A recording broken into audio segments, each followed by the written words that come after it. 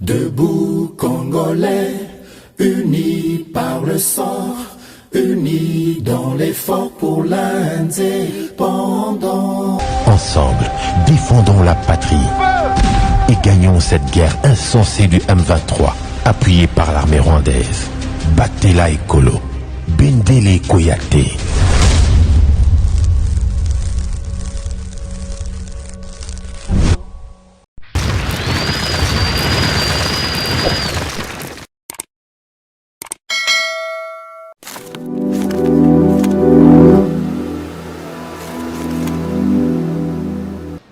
Le bienvenu à GCAM Télévision, fidèles abonnés, chers téléspectateurs, on a Pesibino, Matondo Mingi Pona Boponi, chaîne Oyo GCAM Télévision, P émission Nabino préférée, Debout Congolais, Bipa Union Sobozwami à travers Mokili Mobimba, Samba Olonga, Asali Tour Wana du monde, Pona Kopé Sabino, Matondo Mingi Pona fidélité, P confiance Nabino, renouvelé na émission Oyo, Debout Congolais. Et si vous avez tombola bendele émission Debout Congolais bandi kasi nazaka na tina ya ko rappeler na biso ete justice ya nzambe moto moko te aéchapaka na contrôle nango soki oko échapper solo na contrôle ya justice ya mokili soko oko échapper biso parce que ozomi benga tout puissant yo odusolo ka justice ya Congo yo devia ka justice ya mokili yeba ya nzambe moto aéchapaka na contrôle nango azalaka te. Il est temps moto na moto asala inventaire ya ba acte oyo akozaka kozela ekoma trop tard te poko mosenga bato bolimbisi soki na yebaka soki nazalaki liso nzambe eza komona yo nyonso tosalaka na se que ça soit na se tofutaka yango que ça soit dans l'au-delà tofinisaka toujours par kopayer yango. Nous ne récoltons que ce que nous avons semé ni bongisa. Les amis mela na beta à chaque fois avant émission et banda. Les apapona pour l'excellent temps mais les alakapo bisognon surtout ala au moins averti. Voilà l'actualité d'aujourd'hui. Les amis vraiment très dominé par fin il y a embargo oyo. Les alaki qui vraiment résumé na régime moko ya notification sur les armes. C'est-à-dire dans le lenge il y a le côté à l'ingala tokoloba été sanction oyo ezalaki ko peser les colons na biso limite oyo batelaki RDC ete makambo ya kosomba minduki biso soki toza kosomba minduki esengeli kotalisa minduki nene tozali kosomba batalisa kangongo na nyonso yango ezali ko empêcher biso tozwa mandoki pona mapinga na biso conseil de sécurité sili bongo na réunion ya mokolo ya lelo kozwa mokano sur initiative ya France. Il y a la régime wana ya notification eza ko peser sur la RDC. Vraiment tout en actualité on a vu que bozalaki ebele ya ko dénoncer régime oyo embargo oyo voilé eza ko sala que RDC azala équipé te na mandoki. Bato belé bazali ko penser que ezali victoire diplomatique ya président Félix Tshisekedi mais victoire aussi ya ba congolais. Tout en actualité oyo vraiment pour tout mettre vraiment c'était nango koyeba. Pona nini balongoli sika awa embargo oyo pona nini France a proposé lever ya régime oyo ya notification ndenge bango bazali ko bengelango toujours na kotika la peine na cadre ya France to koyeba ete émissaire ya Macron ayaki bongo na République démocratique du Congo akutanaki na président Félix Tshisekedi alekelaki na nzela Brazzaville ezali pona annonce ya koya ya Emmanuel Macron na kati ya République démocratique du Congo. Est-ce que tu peux conclure que nous sommes France azali kosala et puis nous allons encore tenir rappeler que les secrétaire d'État na bango na ministère na bango affaires étrangères asili bongo pe koloba ko condamner implication ya Rwanda na makambo oyo ezali kosala na agression ya République démocratique du Congo, c'est-à-dire implication ya Rwanda na makambo oyo etali M23. Doit-on conclure que France azali koluka ko laver image na ye pona ko bima na kati ya soutien oyo ezali décrier na ba congolais nyonso mobimba na Kagame ou bien ezali na leka mosusu e batami na sima na kanti bitune eze belinga na lobeli yango te me biano tozozo ngo sika awa na analyse toza ko sala ndenge to sala kana momesano na kati ya émission oyo. Voilà toujours dans le cadre de cette émission, nous allons aussi parler na Sango Etali haute cour à Londres, na Grande-Bretagne, et juger légal projet du gouvernement britannique d'expulser vers le Rwanda les demandeurs d'asile arrivés illégalement au Royaume-Uni, accordant ainsi au gouvernement conservateur une victoire pour ces projets hautement controversés. Projet Oyo, anglais, bazalaki nango, ya kozwa ba immigré indésirable Oyo baye na Royaume-Uni na lolenge esengeli ko canaliser bango to kotindika bango na Rwanda pour bakende ko s'asseoir kuna projet wana bango batrouvango ke ezali pona bango légal. Donc bientôt nous devons nous attendre à des vagues ya bato yo bakolungwaka na Royaume-Uni baza kotinda bango Rwanda avec des fonds destinés pour encadrer bango.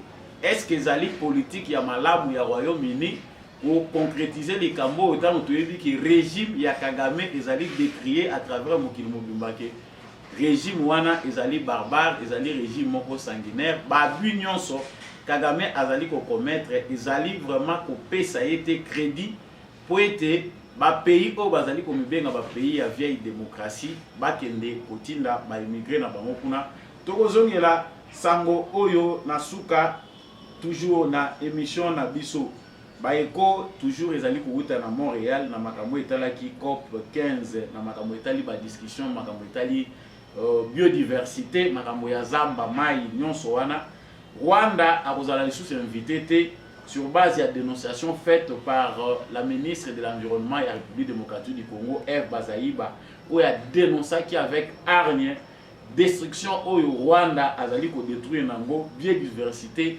na kati ya République démocratique du Congo. Vraiment, ils allaient fruit, il y a diplomatie congolaise, ils allaient fruit, il y a Koganga, il y a Congo. Nous allons aussi revenir sur cette actualité. Chef de l'État a séjourné dans Grand Équateur, pour mettre Samouana Nasuka, la parenthèse, na émission na biso. Encore une fois de plus, Samba Olonga Pesibino, Matondo Mingi, pour na confiance au besoin continuer pour Pesana. Chaîne OGCAM Télévision, ceux qui peuvent rejoindre Naï, vous trouvez Malamu, Banalis, pour Samba Olonga Salaka. Abonnez-vous à cette chaîne pour ne jamais manquer notre actualité et surtout dans le Baka. Plateau où ils ont éclairé, les patriotes congolais, ceux qui ont se pélé dans le plateau, ils ont faire d'essai, na motema, c'est-à-dire si ma pinga na biso na commentaire, mettez toujours faire d'essai parce que tout ça de cœur na bango. Bangonde, base ya espoir na biso, bangonde, base ya protection et intégrité territoriale na biso. Voilà pourquoi un bon Congolais, qu'il soit Congolais par adoption, qu'il soit Congolais d'origine, nous sommes tous obligés, c'est une obligation légale. Ya kozala sima, ya bamapinga, ya ekolo. Voilà comme je venais de vous le dire au sommaire de notre actualité. Embargo, enfin. Embargo, oyo biso nyonso te donusaki awa. Oyo ba Congolais ba ganga ki tolobi na ba média, ba marche salami, ba tout nyonso ba décrier que en tout cas injustice ya modèle oyo eza inacceptable et sili bongo kolongwa.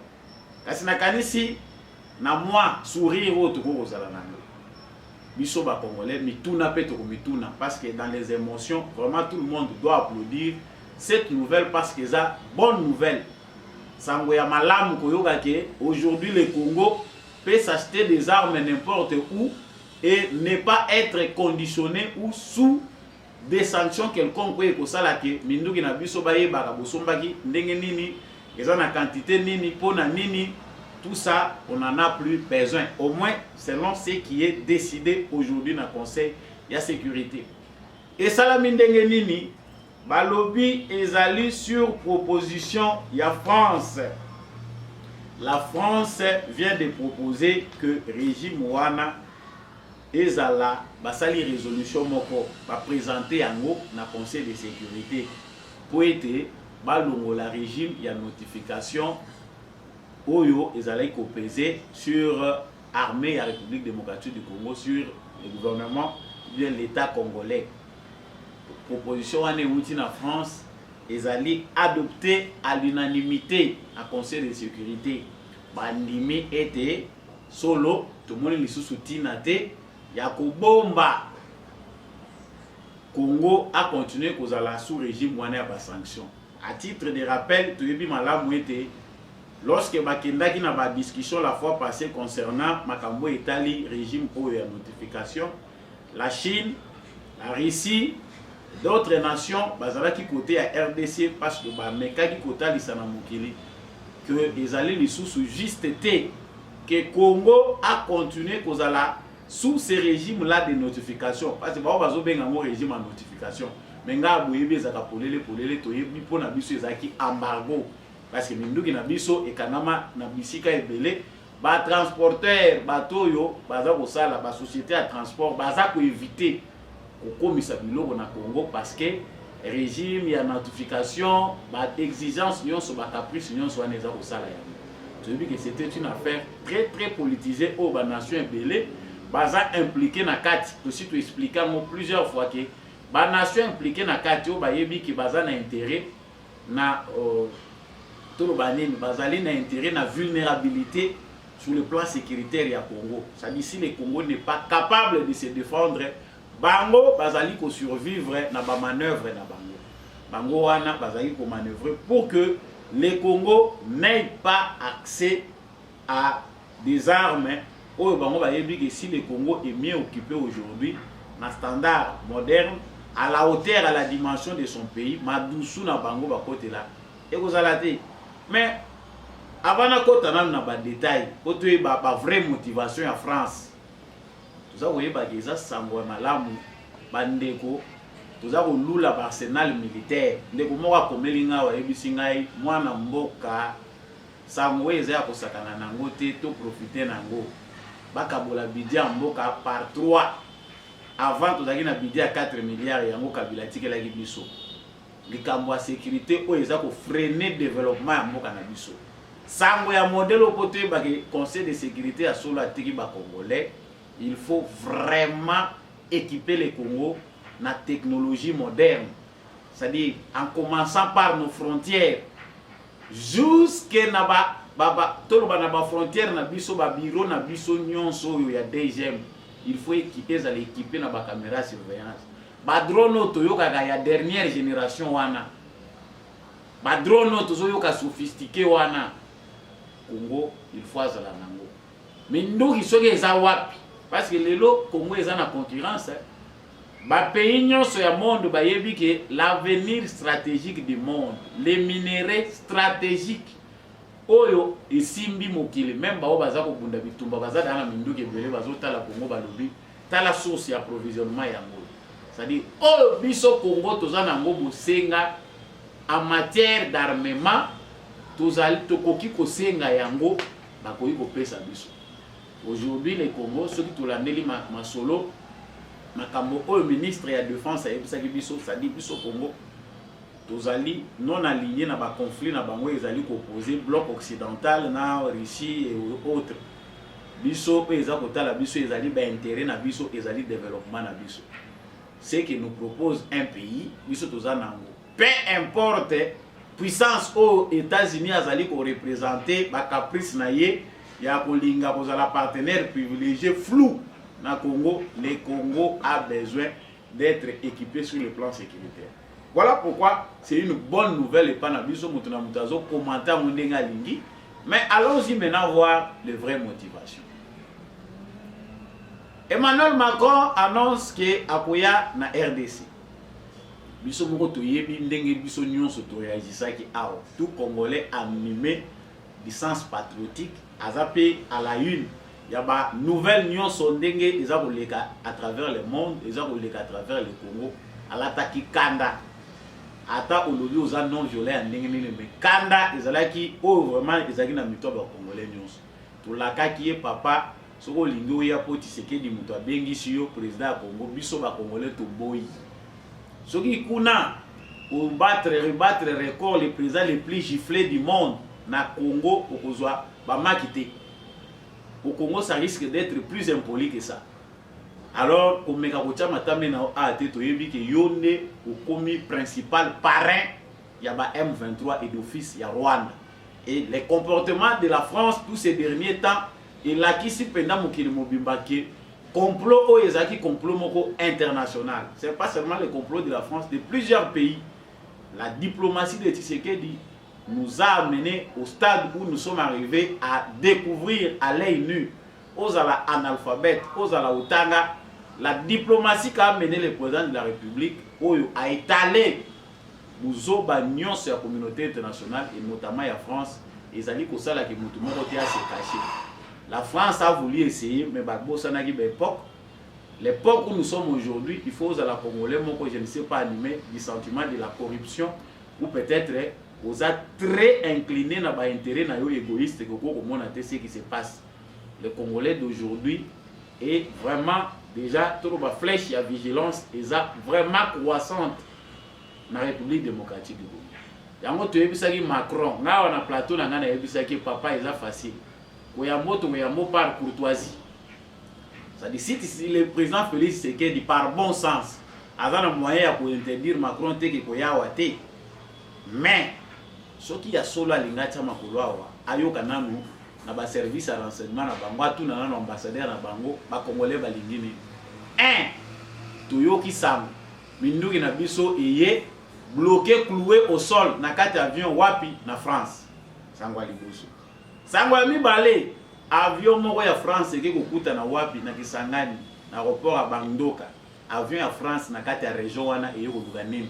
Selon ba ngomoko ba autorité française na ba média na bango après un lourd silence ba esi bisoté ezaki avion moko ezalaki kokende na zone moko française bazalaki ko tourner nde ba yeko lekela kuna kérosène esilaki bango. Non, le Dieu du Congo a agi pour découvrir ba manœuvre na bino oyo boza kosala pour continuer à soutenir l'insécurité pour vos intérêts au Congo. Chers téléspectateurs, wana eza liste eza exhaustive te ya ba reproche to makambo au Congo aza vis-à-vis nango na vis-à-vis nango na France. Et le Congo en résumé c'est que la France est aux côtés des agresseurs. La même France a envoyé les chefs du service à renseignement na bango militaire pour aya continuer à appuyer Kagame. La même France na moment oyo ba congolais nyonso baza monté ba congolais baza na kanda contre les Nations Unies, France a se rapproché na Kagame de plus en plus. Ba service na bango renseignement comme ko collaborer ndé moment comme sous réserve et analyse moko na salaki ane bisaki bino bande ko na lobby. Nous allons tout parler maintenant entre guillemets. France azalaka konde bem bamata bakita. Ce que la France est en train de faire avec Kagame risque d'enterrer Kagame. Parce que France, ne mutwa suki sakaba dictateur, na suka, amina bango ya suka, avant mokili mobimba, et kabwana na bango, ba mutwa tika la na bango, c'est la France. Depuis ça dit Kagame, oui, ils ont un sengo, pendant que ba Congolais bazoli la France, ils ont continué kolanda yo. Sala keba, kunde bimbi wana Corbillard, et kenda kotika kaba dictateur. C'est le sale boulot où va confier Binognon sur le président africain après avoir servi. Ndenge bo serva ka ba intérêt na bango, on vous remercie à monnaie de singe. Il y a que les toutis qui entourent le régime de Kagame, vous avez déjà retiré par conséquence. Si Koyo Macron a moni que ça pétété kocha makolo na Congo. Ça bouillonne au Congo, ba Congolais baza chauffé. Tshisekedi oyo tokanisa ki kaza muto tozo maîtriser, mais il est venu révolter les Congolais. Certainement c'est ce qui se dit dans les milieux occidentaux. Tshisekedi ceux qui bozo mona plutôt pas les alliés entre le président Félix Tshisekedi na ba gouvernant ebélé, ba dirigeant ebélé à ba pays occidentaux, c'est parce que aza muto ya zolo ba langage na bango te. Aza muto yo ayeko bebisa ba cop na bango. C'est quelqu'un oyo azo négocier na makambo na lolenge asika. C'est qui n'entre pas dans le lingo bango ba mesana ko lela na Congo. Aussi to loba lobango. Alors M. Macron trouve qu'il faut aussi faire les yeux d'eau congolais. Pour ya solo ngana approcher Tshisekedi ba intérêt à français indate. Tala. Makambo to lobango clairement na polele na betra na lingale. Za bande ko moko baza l'extérieur bazo bisanga. Mais il faut parler en français. Non, na za ko beta ndé na lobanga na lingala boy. Si possibilité y est papa ta mozo uta musala na maman ndunda tozo solo na monoko na biso Congo mobimbe yo ka lingala les mots français qui entrent ils ont permettre pe bande na biso musu ba bungisa lingala va se retrouver voilà. Donc Macron quand il se déplace, si il a maintenant intérêt, donc nous devons comprendre que France azali na intérêt na ye oyo il faut bango ba défendre na Congo. Tolobaki a que calcul et cause la compliqué, ça ne sera pas facile pour Macron. A tolobaki na bango que tant oyo ezata ya Congo, bitumba oyo fango façon bazolinga ba maintenir Congo na ba chaîne. Il y a compréhension na bango, il y a problème na passé et que compliqué bango. Le Congo d'aujourd'hui ne va plus reculer. Avec Félix Tshisekedi, il n'est pas facile de duper les Congolais. Il n'est pas facile de dribbler les Congolais. Les Congolais battent à la silencieux sans qu'ils va se mobiliser. Aujourd'hui, les chaînes, ils ont la briser. Chaque jour qui passe, il y a un Congolais qui se réveille. Même les plus analphabètes qui ne comprenaient rien, aujourd'hui, colère, il y a des Congolais, ma casse, il y a Kotala, au Congo, na o nous te connaître sous la barbe de la communauté internationale. Même si nous avons des fautes. Mais alors, analyse tout ça, quand quelqu'un se déplace vers l'autre, donc il a vraiment intérêt. Macron ne quitte pas la France, pour venir vers les Congolais, vers les Congo, bien encore vers Tshisekedi, pour compatir na ba Congolais. Ça n'existe pas. Mais makelele ya ba Congolais va comprendre que la tension monte. Monsieur Akoboma Tshisekedi logo les autres simbate parce que il y a des choses oyo exact compromettantes dans l'agenda ya Macron. Déjà le gouvernement congolais, parce que toutes les choses ne peuvent pas être dites comme ça, mais il y a des choses. Vous imaginez que Bakei na niveau ya Monique Tshisekedi ne collabore pas, toujours pour faire réfléchir yete na chantage toujours ça là sur le plan sécuritaire. Il faut maintenant l'achever physiquement. Non seulement Kagame qui cherche la mort, la tête de Tshisekedi, mais même la France se permet à travers l'organisation Nabango, il y a possible Tshisekedi physiquement pour l'éliminer. Mais c'est grave. Ceux qui diplomatie congolaise, ceux qui gouvernement congolais, Tshisekedi n'est pas musée. La France est très mauvaise. Le Macron a montré que il faut approcher Moutouana parce que nous risquons de tout perdre. Ah, il faut photo kanga elongi. Une photo kanga elongi, bisoto fongolane elongi. Franchement, les Congolais à ce niveau, ne soyons certainement tous à accueillir ma bonne nouvelle, mais ne soyons pas flattés par cette façon de faire. Oyo Macron a commis Goulukane ni Neroya vers Tshisekedi. Parce que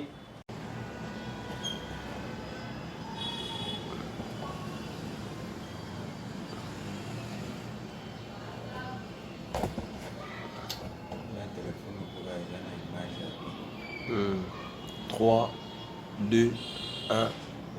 L'agenda Macron, ce que nous devons savoir, c'est que Emmanuel Macron cherche à sauver les intérêts de la France, mais c'est vraiment trop tard. Parce que là, tout ce qui va se passer, c'est le bon sens, c'est la diplomatie, mais dans le cœur des Congolais, même du président Félix Tshisekedi, la France n'y est plus. C'est parmi les nations au Bissona Bango dans l'avenir. Parce que dans la minute au Congo, on a besoin de un problème dans le Le Congo se méfie de créer trop de problèmes à gérer. Dans la minute au Congo, on a tout le ketapoyo. Il y a un bon sens, Tshisekedi est obligé de recevoir encore des gens là. Des fois, on va recevoir Bango contre gré à Congolais, des fois dévier Bango. C'est un peu ça. Pour éviter certains problèmes. Mais, bazali ba personne non grata nakati ya makamuna biso ya futur. Ce ne sont pas des bons pays où biso to collaborer na bango na lolenge ya malamu. Alors Macron qui vient pour résumer, azoya d'abord ba justification ezebelao. Ambassade de France azaki tenu à se justifier na lettre empoisonnée batindelaki président. Il y a beaucoup de choses au bakoye bisaye. Des deux avions na bango ekitaki yao. Tala information, on a beaucoup de choses. Yango ba moni balobi bon, en quelque sorte, pour biso voyage oyo ezala étoffé ba congolais to mekananu ko bongisa image yango France akeye moko mbangu bango moko bakolo proposition. Si nous sommes sous embargo, c'est la France pour une deuxième fois mutu ba proposa régime wana résolution wana ya régime ya notification bazu ba voiler yango embargo to utangi nango depuis musée to yeli susu ba na régime à notification ba yeko chabisu. C'est toujours la France ndé amutazo kende. Les motivations sont d'ordre diplomatique. Sikoyo baye Tshisekedi yo pozo fonga maté, c'est ça le langage, il faut tous à la claire. Parce qu'entre nous, c'est comme ça qu'on va se dire. Entre le président, Monokozo Beta Mabako, Ingolo Bayi, au compliqué en haut, ça il le la A, mais entre nous, il y a Koloba, franchement, Tshisekedi Yozo serait biso trop. Les chantages qu'on fait au président Tshisekedi, il faut biso ba Congolais toye ce qui se passe au Congo. Colonie internationale Otozali, Boumbu Oyo biso to kota na maboko ya bateau depuis Léopoldé. Et ça ko sala ki na ba petit fils ya ba esclavagiste. Esclavagiste oyo ba colon oyo ba colonisa biso, ceux qui nous ont rendu nos parents esclaves, traite des noirs, tous ces gens-là ont la même mentalité, la même philosophie de leur père. Oyo bazali ko changer d'époque en époque, bazali ko lukelango forme ya sika, ya ko continuer ko avilir biso, ya ko continuer ko opprimer biso. Nous devons comprendre les choses dans ce sens-là. Ndenga za ko ya ba yebi ke loko eza ko bala na te entre bango na Félix Tshisekedi. C'est ces agendas-là. Tshisekedi veut que les Congolais se retrouvent. Félix Tshisekedi veut que accord au biso tokoyi ko sala na bino, ba contrat au tokoyi ko signer na bino en termes ya sous-sol na biso, il faut profiter na ba Congolais. Il faut ba Congolais peut ba répondre ba besoin au ba Congolais bazanango ba remplir yango. Ba lobi non ça ne va pas. Comme Tshisekedi n'écoute pas, il faut to pélis. La moussi ba M23, la moussi ba ni tout ce qu'on vit comme insécurité na lo bakango mikolo nyonso ba kolo nango bazana sommet. Ba tireur de ficelle bazako. Plus les Congolais osent la voix, plus ils sont obligés de reculer parce que c'est la honte mondiale. Bazako yo ka soni po botie bango mal à l'aise. Makele lo to tcheli bango to lobi injustice internationale est inacceptable. Macron mais moi je pense que ce n'est pas suffisant, chers compatriotes. Tout ce qu'on veut d'énumérer nous pousse toujours à être méfiants vis-à-vis de la France. Il faut la République démocratique du Congo est toujours méfiante vis-à-vis de la France. Oyo est rejeté partout en Afrique. Bazan sous les côté bazo kende sans que la population est tomboka, la population basilika. Il n'y a que des dirigeants oyo bazako sepelana bango. Notre méfiance est fondée. Si Macron veut venir, loko la zape na mandat ya souka na France, s'il veut venir, qu'il vienne célébrer avec nous le départ du sanguinaire, du terroriste Kagame.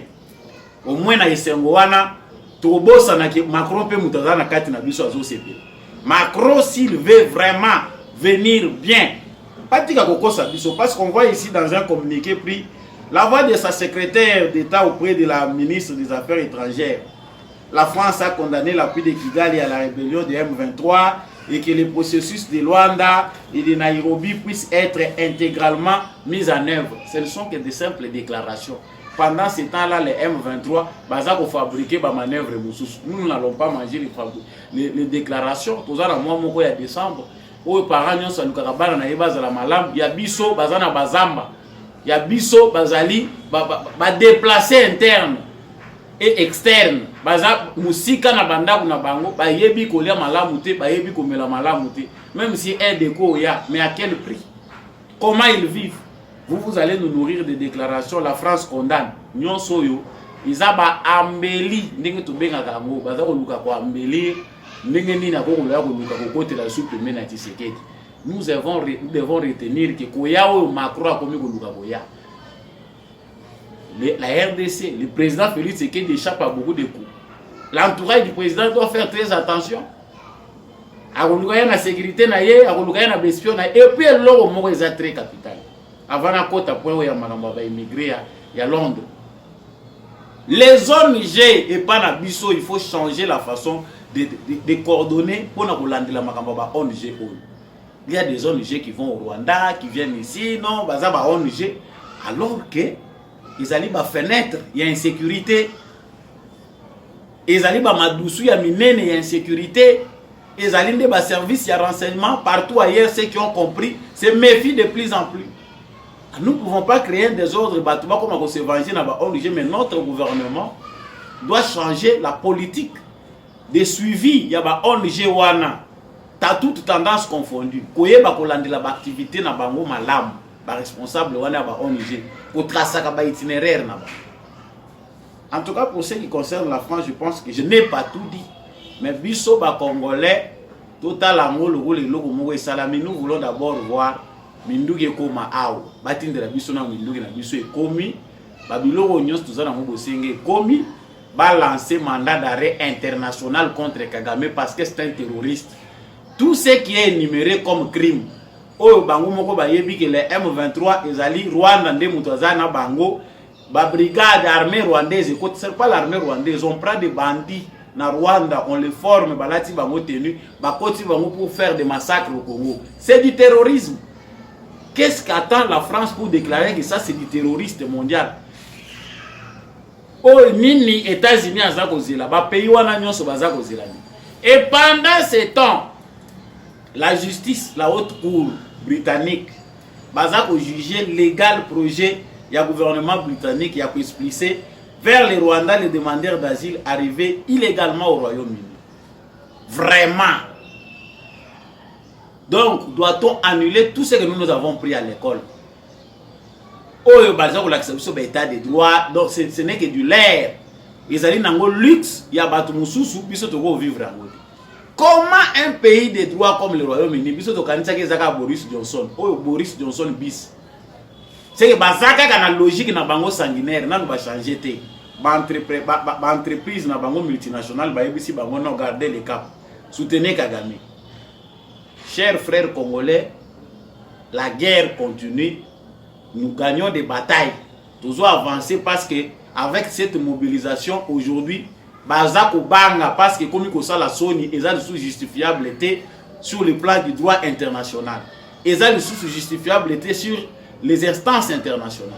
Mais Bazako Zoa, ba immigré indésirable, oyo ba koti na voie ya malamu te Bazako canaliser bango pour na kotinda bango dans un pays où le responsable, où le président est un dictateur, un criminel impliqué na ba massacre où ils ont commis à l'est du Congo.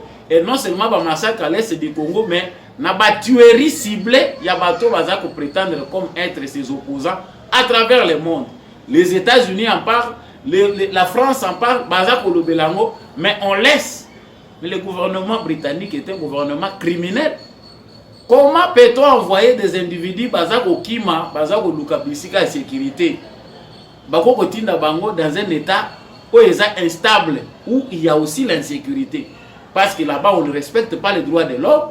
Celui qui est là ne respecte pas les principes de démocratie.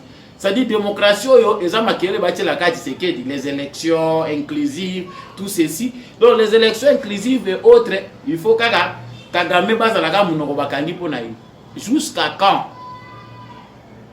Je pense que c'est encore une occasion pour nos frères au besoin de vivre dans la Grande-Bretagne, Bochi la Bango Makelele. Ce ne sont pas des chiens pour les envoyer encore dans Babisika et Ndengewan.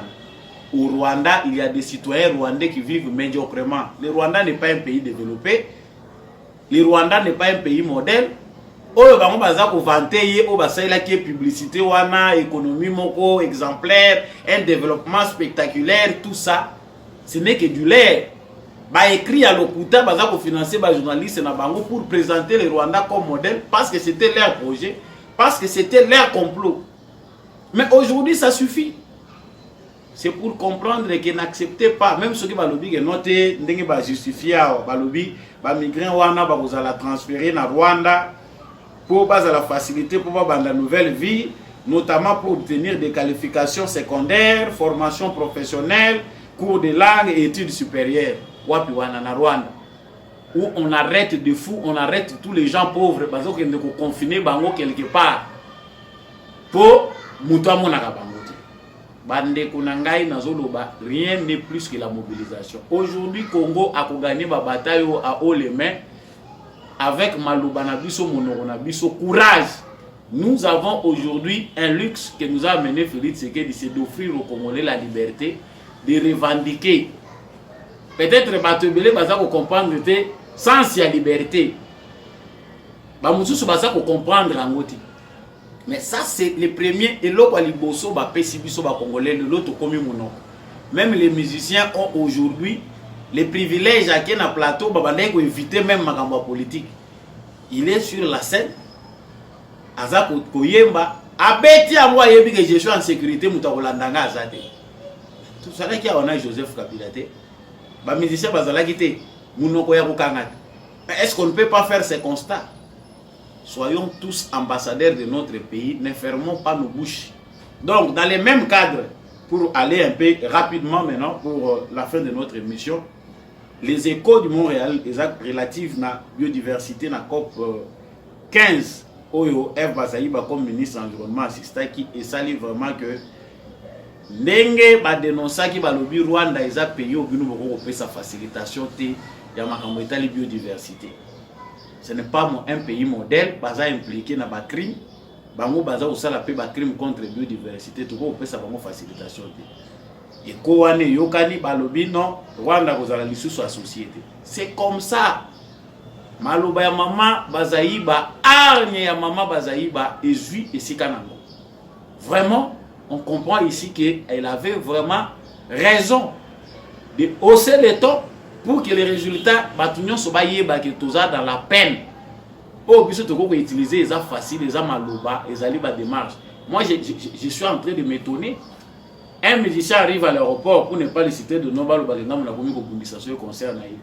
on voit déjà les gens se mobiliser en masse pour aller l'accueillir. Mais lorsqu'on parle du problème du pays, les gens du pays, les jeunes gens entendent qu'on les paye par des gens pour pas qu'ils se mobiliser pour la Likambamboka. Jeunes Congolais, soyez conséquents. L'avenir est entre vos mains, c'est la jeunesse, l'avenir de demain. Pour 60 ans, à raisonner à continuer à exister dans la politique. 70 ans, à continuer à exister. Si la jeunesse d'aujourd'hui ne se comporte pas responsable, ils ont passé.